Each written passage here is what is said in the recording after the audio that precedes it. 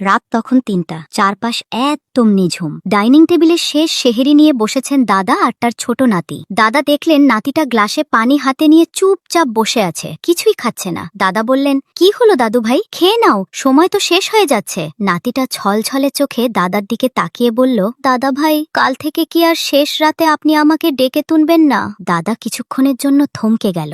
আর ভিডিওটি দেখার আগে একটা ছোট চ্যালেঞ্জ। যারা নিজের দাদা দাদি এবং মা বাবাকে পৃথিবীর সবচেয়ে বেশি ভালোবাসেন এবং চান আল্লাহ তাদের নেক হায়াত দান করুক, তারা মাত্র ৩ সেকেন্ডের মধ্যে ভিডিওটি লাইক দিয়ে চ্যানেলটি সাবস্ক্রাইব করুন আর কমেন্টে আল্লাহকে ভালোবেসে লিখুন, বিদায় মাহে রমজান। তখন এক মুহূর্তের জন্য পুরো ঘর যেন আরো নিস্তব্ধ হয়ে গেল। তিনি নাতির মাথায় হাত রেখে ধরা গলায় বললেন, রমজান তো ১ মাসের মেহমান রে দাদু, সে আসে আমাদের মনগুলোকে একটু ধুয়ে মুছে পরিষ্কার করে দিতে। আজ সে বিদায় নিচ্ছে, কিন্তু রেখে যাচ্ছে ১ বছরের দীর্ঘ অপেক্ষা। নাতিটা এবার কেঁদেই ফেলল। সে বলল, আমার খুব কষ্ট হচ্ছে দাদা ভাই, মনে হচ্ছে খুব আপন কেউ আমাদের ছেড়ে চলে যাচ্ছে, আবার কি তাকে ফিরে পাবো?